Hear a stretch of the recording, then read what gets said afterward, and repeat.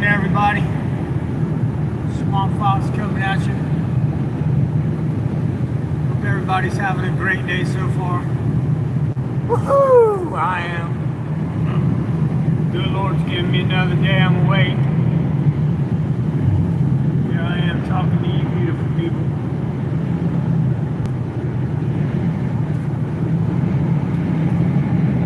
And yeah, good to see you. How you doing this morning?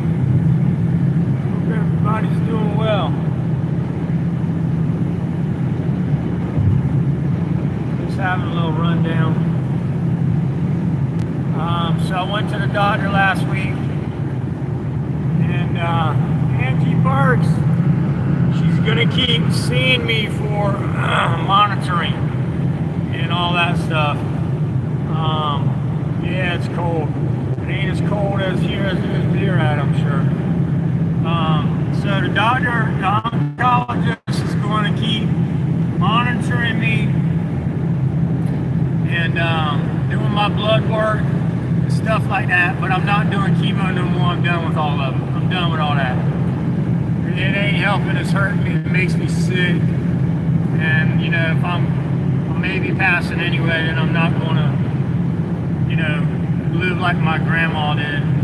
Other people I've seen sick as a dog while they was trying to live. People might say, people might think I'm gonna regret that. I got a high tolerance of pain, and you know, it is what it is. And there's always hospice at the end if I have to.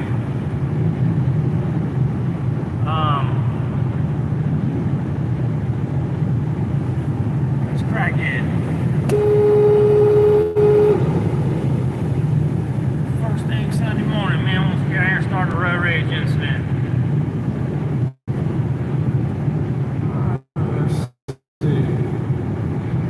18 real fuel, whoa, that's cold. 22, like 12, wow. It's crazy. Here, I think it's like 40 something. I know it ain't as cold as it has been. It's rainy. I'm wondering what they got in store for our planet. Listen, I'm gonna tell you what, buddy. Y'all start paying attention to what's going on out there. Agenda 2030 is real. Go to the World Economic Forum and look up. When people say that, we're not just making up these names. These places are real. The World Economic Forum is real. Agenda 2030 is real. This is where all the government leaders go to every year to talk about what they're going to do with each other's countries and what we're going to do, you know, with the cabal, how they're going to run things. You can make no mistake right now. If you think all these so-called natural disasters came to all these states at the same time, back to back, and we had such a, they call it a tsunami in the mountains, first time in history, you got to be kidding me that you believe that any of this stuff is not man-made. I mean, come on. You can't believe it's natural. If you do, I feel for you. I really do. I love everybody, but man, if you were that simple, and you are going to believe, oh man, you're just a crazy conspiracy, and you're going to keep calling us, you know, the CIA came up with the term conspiracy theorists, right? To make the people who tell them the truth look stupid, look bad, look retarded, so you don't listen to them and you go on about your everyday life. You gotta know what's going on. It's land grabs. And, you know, they're giving up some of their,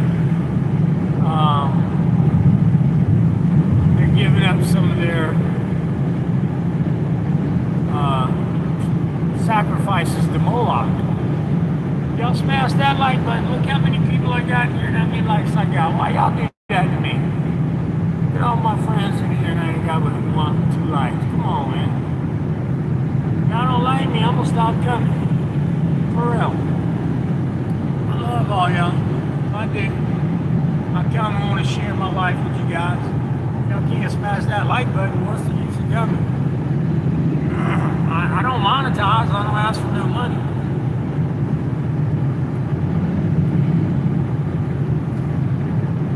Thank you for that. Well, maybe y'all just, maybe the ones with my phone number, who's got my phone number, y'all just start calling me to see how I'm doing, and I'll just quit this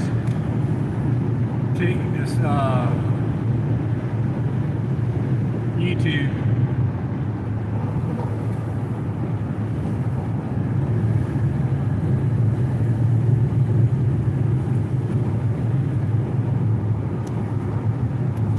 It does take up a lot of time if I'm doing cop stories. Swami, please pray for me tomorrow between 7 and 10. I'm having surgery. I'll definitely do it, and I have an infection in my bones. It can be very dangerous. Andrew Burks, I'm sorry to hear that, Angie Burks. Everybody make sure you pray for Angie Burks today, starting today, all through tomorrow, and continuously. She's having surgery between 7 and 10:30 tomorrow. And it's serious. Very serious. So please pray for her. Angie, I'll definitely be praying for you. I'm praying for you now.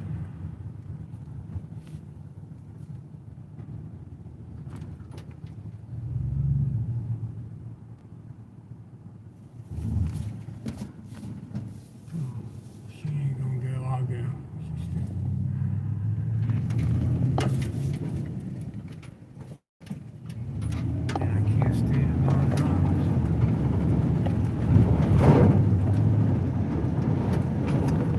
Sorry that's happening to you, Angie. So much bad stuff's happening in the world. There's a lot of sick people out nowadays, you know. But would I do chemo again? Listen, y'all, I would not do chemo again. I would not listen. When I found out that I had cancer, I already knew I was sick. I didn't know what was wrong, but I was sick. I couldn't go to the bathroom. I was taking Dulcolax and Miralax just to go to the bathroom. So I knew something serious was going on for over a year. But it got so bad where I was getting so sick where I couldn't go, nothing was making me go to the bathroom anymore. So I had to go see an oncologist, digestive disease, and they went, they did an endoscopy, anyway, where they look in your butt, and they seen I had stage 4 colon cancer right off the rip. And the guy said, look, you're gonna die. He said, you need to do this operation, and you know, you'll live 3 to 5 years, you know. He said, at least, and go from there. And I was like, all right. So I thought about it, and I said, you know, if I can't go to the bathroom, that ain't no living. In fact, if he said you'd live 3 to 5 years with some pain and discomfort, all right, I'll deal with that. I can deal with pain. I'm dealing with pain like y'all don't even know right now. I don't take no pain medicine because I drive, and if they pull me over and I'm driving, then I get in trouble, of course. So I don't take none of my pain medicine. And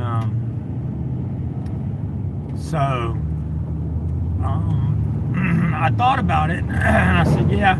So I went ahead and did the colon operation. The guy did a great job. And then I did the chemo to make sure that nothing was left in my colon. And I was in remission from my colon cancer. And I should have stopped right there. I should have stopped right there, but I didn't. Even though I don't like doctors that's practicing medicine, and you're the guinea pig. The second largest death in the United States is malpractice. More doctors kill you than almost anything. Look it up. So I didn't want to do it, really, but I had this rare cancer. And I had my oncologist saying, man, you shouldn't do anything about it, just wait, and let's keep monitoring you every 90 days, and we'll see. Once we start seeing something, then we'll worry about it then. Because it's rare, you got to get your belly cut open. I wish I'd have listened to her. And I got problems with her, don't get me wrong, with her staff so much. And a little bit with her too. But I'm just being honest. Would I do it again? No. If I had all this to do, because it didn't give it. Look, I was in remission for 17 months. Okay, and in the hospital for 4 months. I missed Thanksgiving and dinner and Thanksgiving dinner and Christmas dinner with my family last year. I was in the hospital for both. I was in the hospital for New Year's. 4 months dying from them trying to save my life. They botched my operation. And I was almost one of the 250,000 a year. Whatever it is. So no, I wouldn't have done it again. I went through so much just to get the same amount. If I would have done the colon operation and left it alone, I would have gotten the same amount of time or maybe more if I'd have left it alone. But instead, they cut my belly open 16 inches and they poured hot chemo inside of me. And then you know what they did? They didn't get it all. They left a lot of it behind. Then they sewed me up and they sent me home knowing I live states away, that they can't give me care here. I'd have to see a hospital here. And so I was fine with that because he was supposed to be the #1, Dr. Levine. He was supposed to be the #1 cancer doctor in the world, in the United States.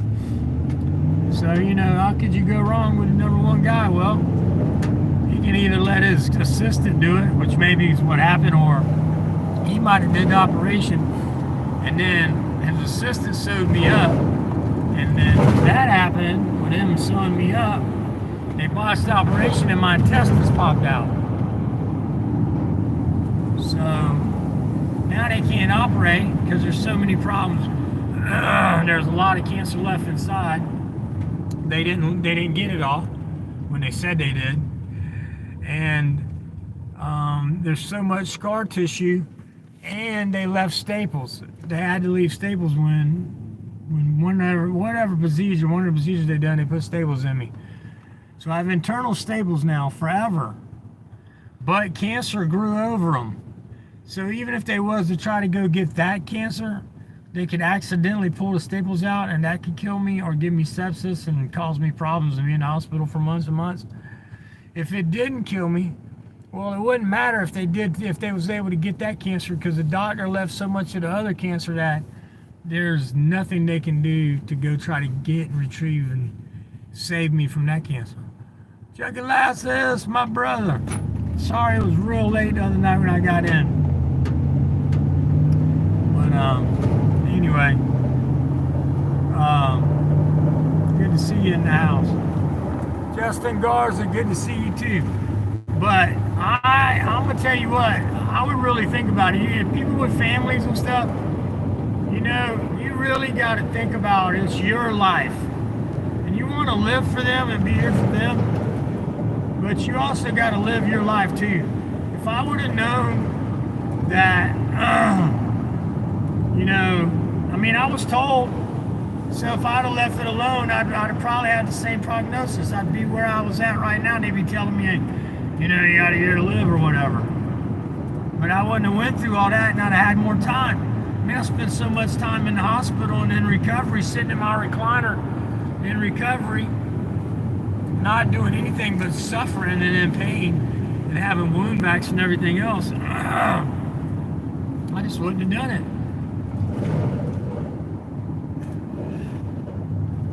Would not have done it again. I wouldn't have.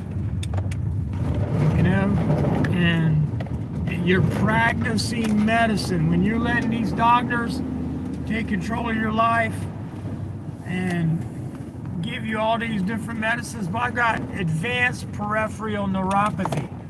That's another thing. Now I'd have got that anyway because I did chemo. So I would have got that anyway. But if I would have just left with that, I would still, from what the doctors tell me, I still would have been living right now, and I would still have advanced peripheral neuropathy, but I'd be living right now, and I wouldn't have spent all that time in the hospital. I wouldn't have spent all that time in recovery at home. I wouldn't have had to go through all the awful things that I had to go through.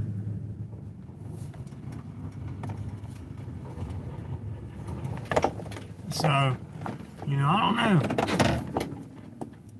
I don't know what y'all think. Lynn Mitzi, good to see you. Kingpin in the house. Angie Burks. Juggalassas, thanks so much for showing up. Eyes on Corruption, good to see you. Good Citizen Media. Let's see if you're still here. I'm gonna make you a mod. Good Citizen Media, you still in the house? Come back in, Good Citizen Media. If you're here, I'm gonna make you a mod. I don't know why it won't let me do it once you get so high. Glasses, John Speedway, Good Citizen Media again, Lynn Mitzi, Kim J.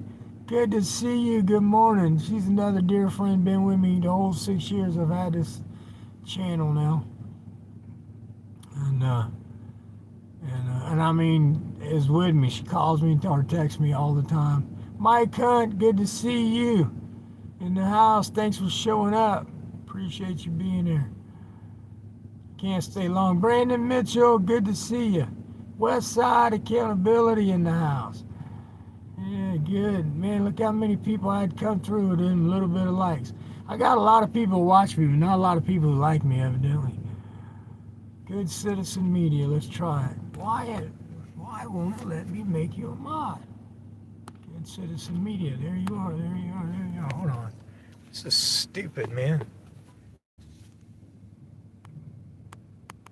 I don't know why it's not letting me make you a mod right now.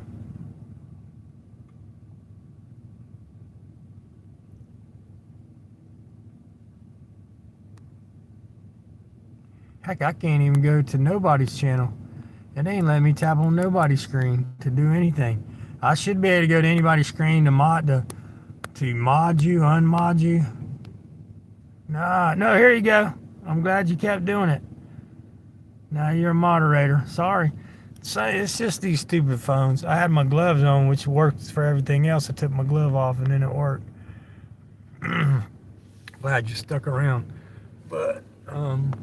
But yeah, so, you know,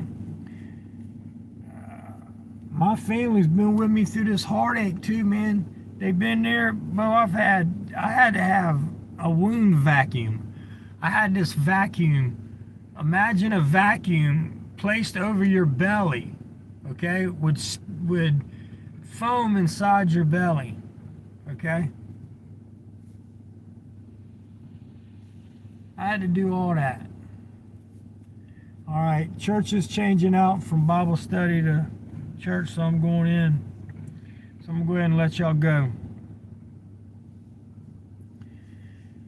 Just know this. Don't rush into it, okay? If you've got a terminal illness, think about it yourself with your family. You got to think about it with your family too, but look, it's your life. It's ultimately your life. And I wasted a lot of it. I could have been traveling more. I could have done a lot more if I would have just not done the HIPEC operation. If I wouldn't have done the HIPEC, I probably wouldn't have had to see when they did the HIPEC, it got out and it went to my liver and then went to other places. See, he didn't get it all. He thought he was #1 doctor and he didn't get it all.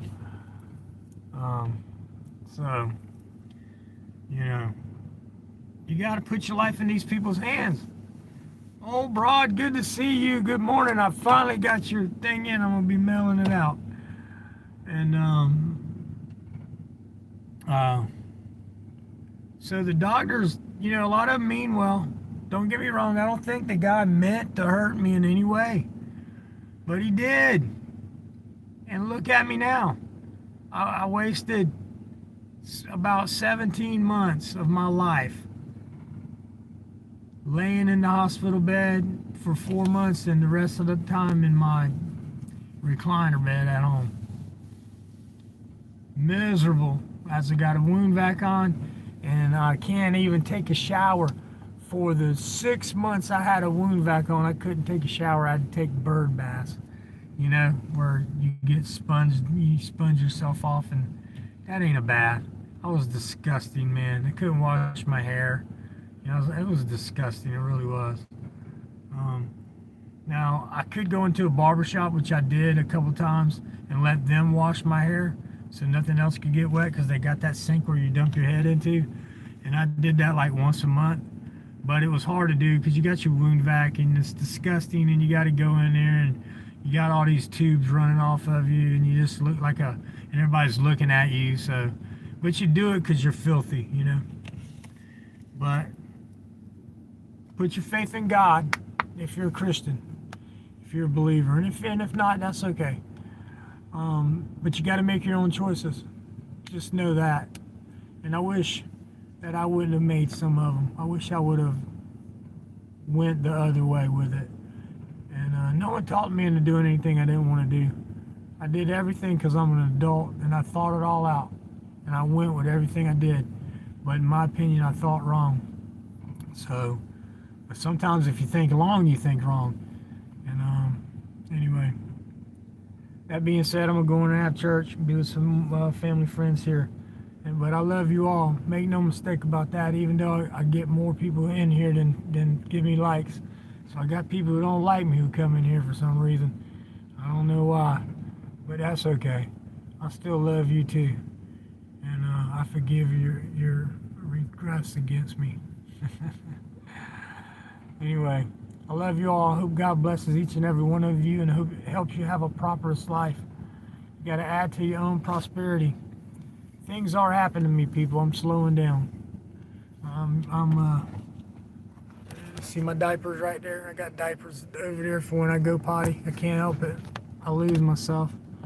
I got a diaper on now, and I'm slowing down. I am. I can feel something in my body, but I'm also kicking ass too. I'm getting up, going to work every day, and doing what I can. And I'm taking fenbendazole, ivermectin, and I'm on the carnivore diet. So I'm going to keep on moving forward as long as I can. But are things happening to me? Yes. My vision, my peripheral vision is starting to have issues. And I've got serious pain across my chest where they did the incision. They went from the right side of my ribs all the way over to the left side where they pushed this hot torch all the way through, and then burnt the liver, the cancer on the liver, and that's extremely painful, and I can't take nothing for it because I gotta drive. But this is all stuff I did, Mom. So you gotta think about stuff. Listen to people like me when you're doing this. Think about it, what you might go through. I love you all. God bless everyone, and I'll see you next time.